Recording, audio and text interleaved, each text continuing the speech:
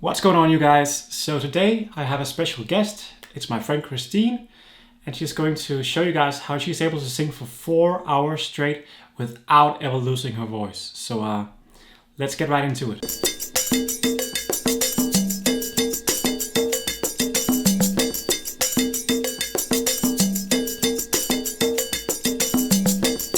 All right, hey everybody, it's Christine Morel here, and I'm about to talk to you guys about how I get through doing sometimes 2 shows a day. So sometimes I'll do 400 shows a year, singing 4 hours a show, okay? All of my shows are 4 hours without ever losing my voice. I've never heard anybody talk about this before, so we're gonna get into it right now. Let's go.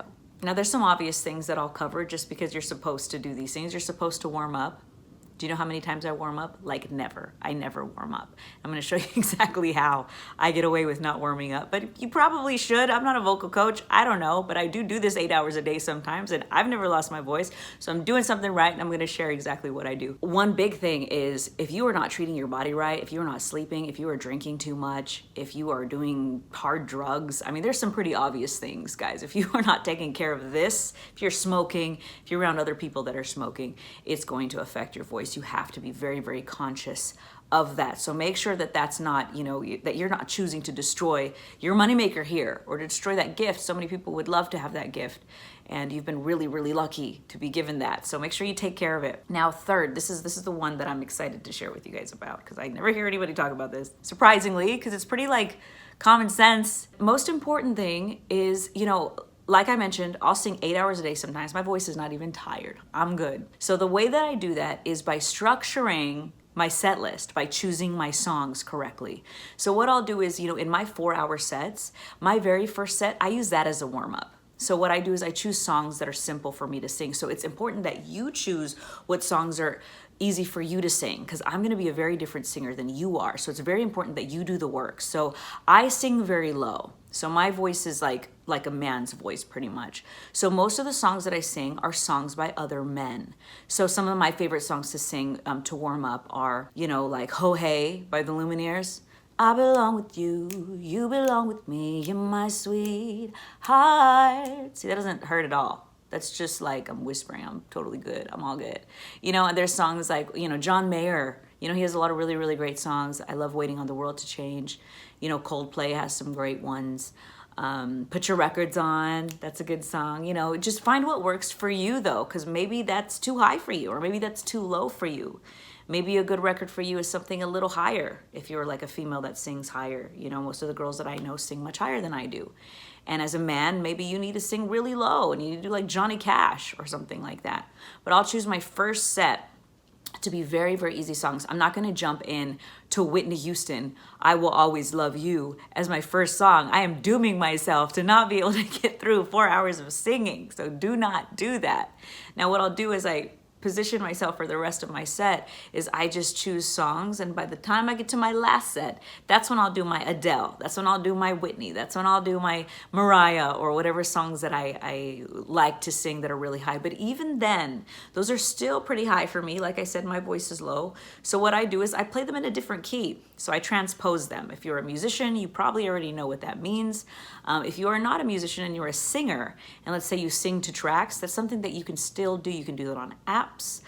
You can do that on different software programs where you can bring the song lower. So you can choose to go down half a step, a whole step, whatever it is. You can bring it down a little lower. Most people never know. All they know is that you're singing this song that's really hard to sing. You're singing a Whitney song. So they're like, wow, they must be really good. No one's even going to notice. And you're going to be able to preserve your voice. It's not worth it, especially if you plan on doing lots of shows every day and you're trying to perform for a living and you're trying to do 5 nights a week. And you're like, no, I just really want to impress everybody to hear.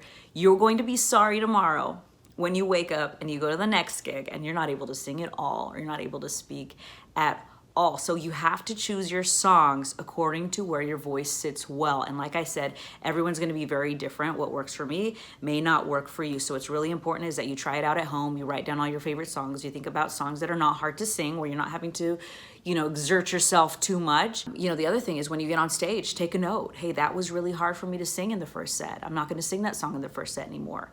And, I'm going to sing this on the second hour or the third hour or the fourth hour. Now, some of you that are only performing 1-hour sets or maybe 45-minute sets, then maybe you just wait till the end of your set to sing those. You know, maybe that's your whole gig is only 1 hour long. So if your whole gig is only 1 hour long, then you'll just position it where you start off a certain way and you put your harder songs towards the end, or you do that wonderful thing where you warm up and you're already warmed up when you go, you know, but sometimes I just forget. I mean, actually all the time, I never warm up like I said, but I just wanted to share with you guys because this is how I cheat and I get by without having to do that. So I think that it's even more important. And what's more important also is that you take care of yourself and that you're not destroying your voice by eating and drinking and smoking and doing all that terrible stuff. But if you are, you could still probably get away with it if you choose your song list accordingly. That can get you through anything. So I hope that if anything, you learned that that is probably the most single important thing on how I have gotten through playing thousands of shows. I've never had to call off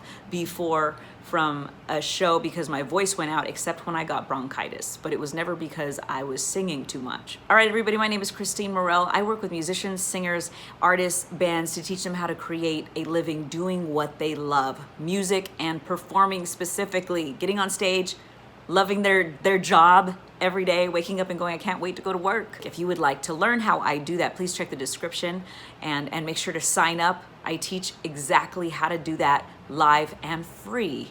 All right, everybody, I'm Christine Morel. If you would like to learn more about how you can create a career in music performing, specifically, let's say you're a singer, a musician, a band, an artist, whatever it is that you are, I work directly with other people to teach people how to turn their love for performing into a paycheck. So you can love what you do, travel the world, experience new things, doing music, making money, and enjoying yourself. It's what I've been doing for many years, and now I teach everybody how to do that. So make sure to check the description and sign up.